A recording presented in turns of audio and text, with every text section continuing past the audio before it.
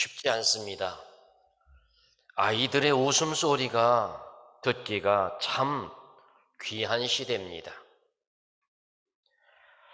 하나를 낳고 둘을 낳고 잘 키우고 싶은 마음이 더 많다 보니까 출산이 줄고 출산을 하지 않고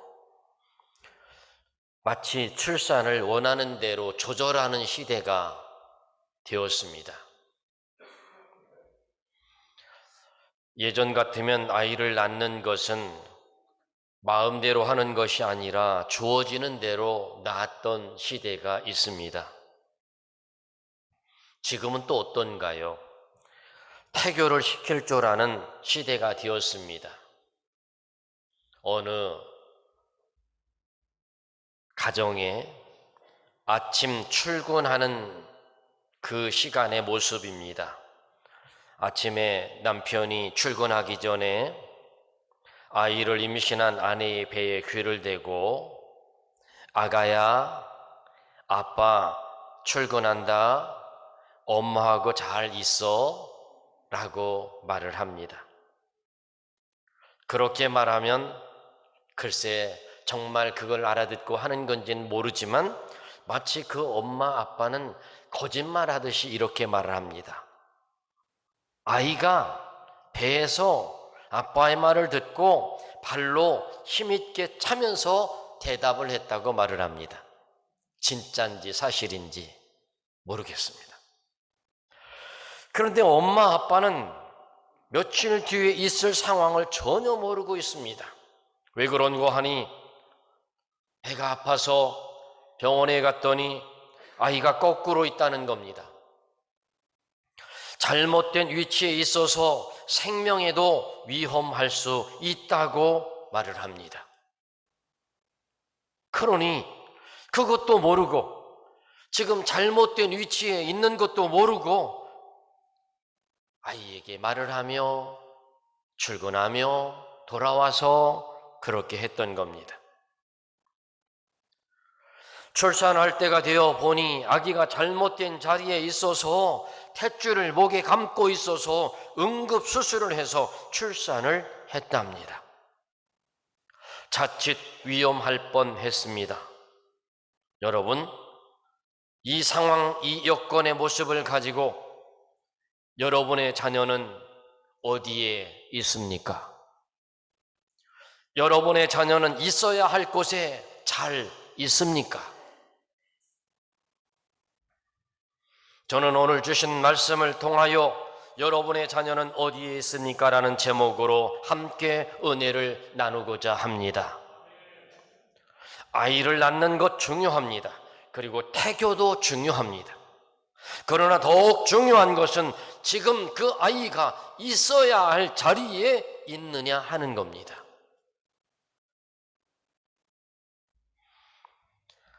첫 번째로 자녀는 부모의 가슴에 있어야 합니다. 이 말은 무슨 얘기냐면 사랑해줘야 한다는 겁니다. 어느 부모가 자녀를 사랑하지 않는 부모가 있겠습니까? 한 엄마가 6개월 난 아기를 들판에 두고 일하는데 갑자기 하늘에서 독수리가 날아와서 그 아기를 채워서 절벽 둥지에 아기를 놓아두었습니다. 동네 많은 사람들과 청년들이 그 어린 아기를 구출하려고 이런 방법 저런 방법을 다 동원해 봤지만 방법이 없어서 그만 단념하고 말았습니다. 그렇지만 세상 사람들은 다 단념할지 모르지만 그러나 엄마는 자기 생명을 버릴 각오를 하고 그 절벽을 기어 올라가서 자기 아기를 구출해 냈습니다. 여러분, 이것은 무엇을 말하고 있습니까? 자녀를 사랑한다는 것, 이것 하나로 얼마나 자식을 사랑하는가를 보여주는 모습입니다. 여러분, 제가 여러분에게 질문하겠습니다. 이곳에 있는 여자 성도 여러분들에게 질문합니다. 입으로 내면 이상하니까 마음속으로만 대답하시길 바랍니다. 아들이 있습니다. 딸이 있습니다. 아들과 딸은 같습니다. 옆에 남편이 있습니다. 여러분, 아들, 딸, 남편 이 중에 누구를 더 사랑하십니까? 지금 속으로 대답이 막 오고 있습니다. 어떤 분은 남편이라고 하는 이가 있을 겁니다. 그러나 여러분, 그 말은 대부분 거짓말이랍니다. 사실은 자녀를 먼저 사랑하고 그 다음에 남편을 사랑한다는 겁니다. 우리 남편들은 그래도 나를 더 사랑하겠지 하고 믿고 있습니다. 아닙니다. 자녀를 더 사랑합니다. 서운하겠지만 서운해하지 마시길 바랍니다. 문제는, 중요한 것은 사랑을 할 줄 아느냐, 사랑할 줄을 모르느냐, 이것이 문제입니다. 대부분의 부모들은요, 자녀들이 요구하는 대로 다 들어주는 것이 사랑이라고 착각을 합니다. 요즘 시대를 말하고 있습니다. 또 그들이 원하지 않더라도 무엇이라도 주고 싶어 하는 것이 부모의 사랑하는 마음입니다. 여러분, 그렇다면 진정으로 자녀를 사랑하는 것은 어떻게 하는 걸까요? 그것은요, 자녀들의 마음을 평안하게 해주는 겁니다. 자녀들의 마음을. 여러분, 무서운 부모, 괴롭게 하는 부모는 자녀를 사랑하는 것이 아닙니다. 자녀들에게 폭언을 다하고 자녀들에게 책망과 채찍을 다하는 것, 자녀를 사랑하는 것이 아닙니다. 여러분, 어느 시골 정거장에서 엄마의 미소와 아빠의 사랑과 아기의 평화를 본 한 사람이 있습니다. 시골 정거장에서 가만히 앉아있는 아이를 안고 있는 한 부인을 보았습니다. 옆에서 바라보니 참 아기는 잠들고 있었습니다. 잠들고 있는 어린아이를 바라보는 엄마의 미소는 참 보기가 좋았습니다. 조금 있다 막 도착한 기차에서 아기 아빠가 내려서 이 아기에게 아기가 깰까봐 아기의 볼에 입맞춤을 해주고 자기의 부인에게 입맞춤을 해줍니다. 여러분, 이 시골 정거장에서 엄마의 미소와 아빠의 사랑과 아기의 평화를 본 이 사람이 말을 하기를, 나는 이 세상을 세 바퀴 돌면서 돌아봤지만 이보다 더 행복한 모습은 본 적이 없었다. 여러분, 우리 모두 자녀를 사랑하는 부모들이 되시길 바랍니다. 자녀들을 마음을 불편하게 하지 말고 평안하게 해주는 부모들이 되시길 바랍니다. 말 한마디가요, 참 위로가 되고 격려가 됩니다. 그러나 말 한마디가 큰 송곳 같은 상처가 되기도 합니다. 여러분, 세상의 모든 문제가 어떻게 시작되느냐면요, 폭언 때문에, 폭력 때문에 나타난다고 합니다. 중3 여학생을 무차별 칼로 찔러 죽인 아이가 있었는데 그 원인을 알아봤더니 그 아버지의 포악과 그 아버지의 폭력적인 말에 어머니 학대에 의하여 반발심으로 사람을 칼로 찔러 죽였다는 겁니다. 여러분, 공부를 잘하지 못하는 아들이 어느 날 평소보다 점수를 잘 맞은 시험지를 가지고 와서 85점을 맞았다고 시험지를 갖고 와서 기쁜 마음으로 아버지에게 큰 소리로 말합니다. 아빠, 나 85점 맞았어 라고 말합니다. 그런데 그때 아빠가 하는 말, 야, 겨우 85점이냐? 옆집에 있는 철수는야 100점 맞았다더라. 여러분, 이 아이의 마음 어떨까요? 힘이 나겠습니까? 여러분, 우리 부모들 중에 이렇게 하시는 분들 있습니다. 적어도 예수 믿고 구원받아 교회에 나와 하나님의 말씀을 수없이 듣는 우리는 그래도 말이 달라야지요. 여러분, 얼마나 좋습니까? 그 아이가요, 학교에 가서 시무룩해 있습니다. 그런데 그 아이를 알고 있는 교장 선생님이, 야, 갑돌아, 너 어제 시험 본 거 보니까 85점이나 맞았더라. 야, 너 좀 있으면 100점 맞겠더라, 야. 그런데 이 아이는 이 말을 듣고 막 너무 좋았습니다. 여러분, 격려해 주시기 바랍니다. 칭찬해 주시길 바랍니다. 그것이 사랑하는 방법입니다. 그때 자녀들은 마음이 평안해지는 겁니다. 진정 자녀를 사랑하는 방법은 부모의 가슴 속의 마음을 자녀에게 보여주는 겁니다. 여러분, 부모는 본이 되어야 합니다. 말도 본이 되어야 되고 행동도 본이 되어야 됩니다. 이미 마음이 밖으로 드러나 보여집니다.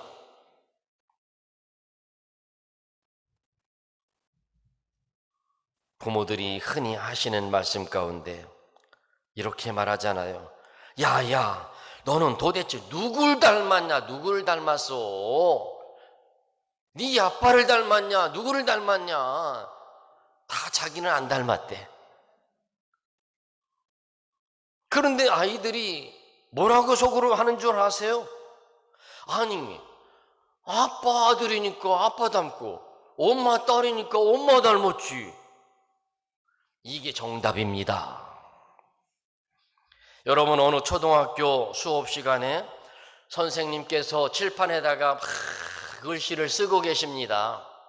쓰고 계신데 이제 학생들은요, 그것을 노트에다가 따라 적고 있습니다. 초롱초롱한 눈들을 반짝이며 마치 병아리가 물을 한 모금 마시고 바라보고 한 모금 마시고 바라보는 것처럼 노트 한 번 보고 칠판 한 번 보면서 쓰고 있는데, 고개를 좌우로 길게 빼며 열심히 필기를 하고 있던 그때 어디선가 누가 소리를 하는 거예요. 선생님, 등 뒤에서 나는 소리였는데 선생님 안 보여요. 대가리 좀 비켜주세요.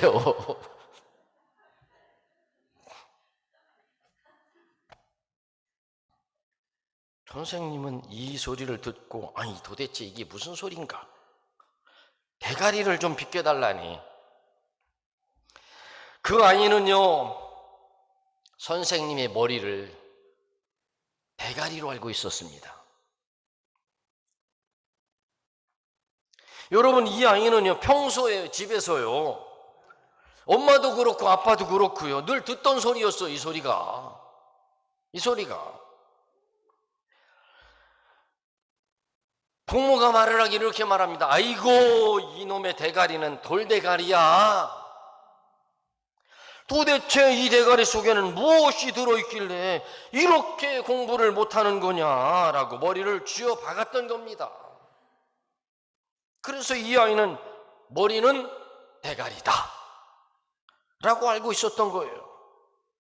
부모가 하는 말, 부모가 하는 행동 그대로 배우게 되어 있습니다. 그래서 여러분, 아들은 아버지를 닮는다고 그러잖아요. 부전자전이다 그러잖아요. 모전여전이다, 어머니를 닮는다고 그러잖아요. 여러분, 문제의 부모는 있어도 문제의 자녀는 없다는 말이 있습니다. 여러분, 아침 저녁으로 기도하는 모습을 보여줘 보세요. 여러분, 우리 모두가 다 자녀들 앞에 믿음의 모습을 보여줘 보세요. 믿음의 언어, 내가 하고 싶은 말이 있어도 정지하며 말해 봐 주세요. 부모가 돈을 벌었습니다. 수입이 생겼습니다. 자녀들은 돈 벌어가지고 온 부모의 그 돈을 보며 만져보고 싶어 합니다. 그때 제일 먼저 하는 엄마의 말, 11조를 떼어놓아야 된다. 여러분, 여기서 11조를 배우는 겁니다. 진정 자녀를 사랑하는 것은 부모의 가슴에서 기도 소리를 듣게 하는 겁니다. 누구보다 부모는 자녀를 사랑합니다. 그것이 기도로 표현되는 겁니다. 기도보다 더 좋은 것이 무엇이 있을까요? 부모의 기도, 부모의 눈물의 기도가 있다면 그 자녀는 하나님께서 책임져 주실 줄로 믿습니다. 가슴 속에서 나오는 기도, 간절한 기도를 자녀에게 해 주시기 바랍니다. 하나님께서 반드시 축복하실 것입니다. 자녀들에게 물질적인 유산이 없다고 하더라도 기도와 신앙의 유산을 물려주시길 바랍니다. 그 자녀는 복된 자녀가 될 겁니다. 부모의 가슴에서 기도를 듣고 부모의 기도를 받고 그러게 자라게 한 부모들이 되시길 바랍니다. 그리고 두 번째로 자녀를 주 안에 있게 해야 합니다. 예수님 당시의 부모들은 자녀들을 예수님께로 데리고 왔습니다. 그런데 자녀들은 아무것도 모르고 막 꾸짖습니다. 아이들이 오면 시끄럽다는 겁니다. 귀찮다는 겁니다. 그러나 예수님께서는 말씀하십니다. 아이들을 내게 데려오라.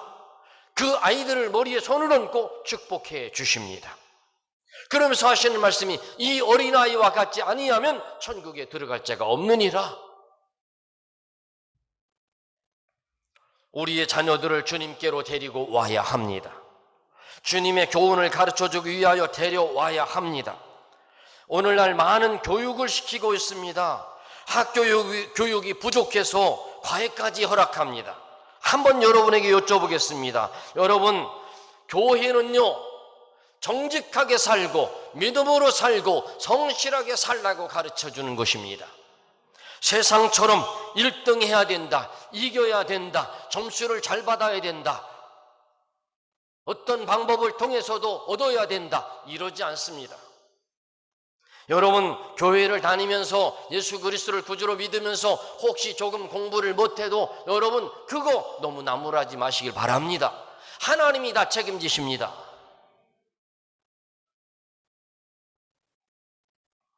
교회에서는 바로 사는 교육을 시키는 겁니다. 사람답게 살아라고 가르치는 겁니다. 돈 많이 벌어라, 출세해라, 성공해라, 이것은 세상의 기준입니다. 우리 모두 세상의 기준으로 사람이 간사해지고 야비한 수단으로 성공하는 방법 따라가지 말고 우리 모두 성경의 말씀을 쫓아서 바르게 살아라, 진실하게 살아라, 성실하게 살아라, 올바르게 살아라, 섬기며 살아라, 나누며 살아라, 이렇게 가르치는 우리 모두가 되기를 바랍니다. 할아버지 할머니들, 어머니 아버지들, 자녀들, 손자녀들에게 공부 잘했냐고 물어보기 이전에 너 믿음으로 잘 살았냐? 그래, 넌 정직하게 살아라, 올바르게 살아라, 성실하게 살아라, 남을 도와주며 살아라, 그렇게 가르치시기를 바랍니다.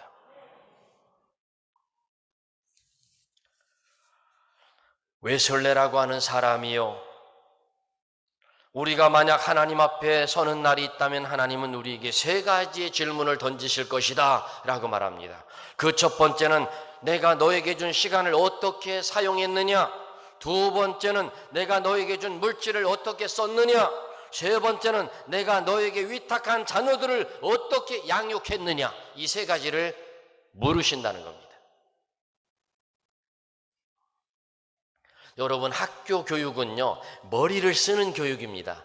그래서 여러분, 학교 교육은 IQ가 몇이냐를 묻습니다. IQ가. 그러나 교회 교육은 EQ 교육을 해야 됩니다. EQ 교육은 무엇이냐? 정서, 지능, 감정, 감성, 이런 것을 깨워주는 겁니다. 여러분, 감정 지수가 얼마나 되나요? 5가지를 말할 수 있습니다. 적어도 우리 사랑하는 모든 자녀들에게 이 감성지수가 높아지기를 바랍니다. 그 첫 번째는 자기 자신의 감정을 아는 힘입니다. 자기 자신의 감정. 두 번째는 자기 자신의 감정을 잘 조절하고 통제할 수 있는 힘이 있느냐는 겁니다. 세 번째는 자기에게 동기를 부여하고 잠재 능력을 개발할 수 있는 EQ가 있냐는 겁니다. 네 번째는 다른 사람의 감정을 이해하고 나도 다른 사람의 마음을 공감할 줄 알아야 된다는 겁니다. 다섯 번째는 서로 협력해서 사회적 관계를 형성하는 힘이 있느냐, 이것이 EQ의 문제라는 겁니다. 여러분, 교회는 그걸 가르쳐야 됩니다. 우리 성도 여러분은 그와 같은 일을 가르쳐야 됩니다. 감정지수가 높은 사람은 다른 이가 상처받지 않도록 조심해서 말을 합니다. 우리는 신앙생활 중에서 말 때문에 상처를 받습니다. 항상 가능성을 보고 살아가야 되는데 우리 모두는 늘 항상 성공만 해봐서 실패하면 큰일 나는 줄 압니다. 우리 모두 EQ 지수가 높아져서 서로를 배려하고 서로를 섬기고 서로를 보살피며 협력하며 사는 성도 여러분이 되시길 바랍니다. 교회는요, 마치 오늘도 우리 성가대 지휘자님이 우리 어린아이들과 성가대원들을 향하여 이제 지휘를 합니다. 손을 가지고 지휘를 하는데 어디는 높게 어디는 낮게 합니다. 그런데 여러분, 그렇습니다. 교회가 그런 것입니다. 같이 가는 겁니다. 서로 협력하는 겁니다. 서로 함께 하는 겁니다. 그것을 맞춰가는 겁니다. 오늘 우리 모두 어린이 주일에 우리 자녀들을 축복받게 하시되 어려서부터 예수를 잘 믿게 하시길 바랍니다. 자꾸 축복하며 기도해 주시길 바랍니다. 축복하는 자녀는 잘 되게 되어 있습니다. 자꾸 책망하고 저주하는 자녀는 안 되게 되어 있습니다. 여러분, 화분도 오른쪽 화분, 왼쪽 화분, 오른쪽 화분은 축복하며 기도해주고 왼쪽 화분은 책망하며 비방해 보세요. 여러분, 잘하는 것이 다릅니다. 우리 사면교회 속해 있는 모든 어린이들이 축복의 기도를 많이 받아서 잘되고 복되고 하나님의 영광을 드러내는 일들이 많아지길 바랍니다. 자녀를 위하여 축복받는 방법도 가르치시길 바랍니다. 하나님 앞에 나가 예배하면 하나님이 주시는 축복이 있단다. 하나님 앞에 믿음으로 살면 하나님이 주시는 믿음의 복이 있단다. 그리고 순종을 가르치는 부모님이 되시길 바랍니다. 학교 선생님도 중요한 분이지만 교회 선생님이 얼마나 귀하신 분인지 알아야 합니다. 여러분, 학교 선생님들은요, 학교에서 잘되고 바르라고 잘 가르쳐 주시지만 교회 안에 있는 선생님들은요, 늘 그들을 위하여 기도해 주지 않습니까? 그러니 부모님들은 교회의 학교 선생님들을 향하여 존경하는 마음을 가지고 늘 그들을 바라볼 때마다 가르침을 받고 자녀들에게 너희 주일학교 선생님께서, 너희 중고등부 선생님께서, 너희 청년부 선생님께서 이렇게 높여주시길 바랍니다. 사랑하는 여러분, 시대가 아무리 달라져도 주의 말씀과 교훈은 변하지 않습니다. 주의 종들에게도 순종하고 잘 섬기는 법을 가르쳐 주셔서 복 있는 자녀를 만드시길 바랍니다. 주 안에 있는 그 자녀를 우리 주님이 반드시 축복한다는 사실을 믿으시길 바랍니다. 여러분의 자녀는 어디에 있습니까? 여러분의 자녀는 잘 있습니까? 위험하지 않습니까? 여러분의 자녀가 주 안에 있기를 바랍니다. 주님의 교훈과 축복을 자녀들에게 신앙의 유산으로 물려주는 여러분들이 되시기를 주의 이름으로 축원합니다. 기도합니다. 하나님, 여러분의 자녀는 어디 있습니까? 잘 있습니까? 오늘 우리 사랑하는 성도들, 가정이 이와 같은 잘 있는 자녀들, 올바른 자녀들 되게 하여 주옵소서. 예수님의 이름으로 기도하옵나이다. 아멘.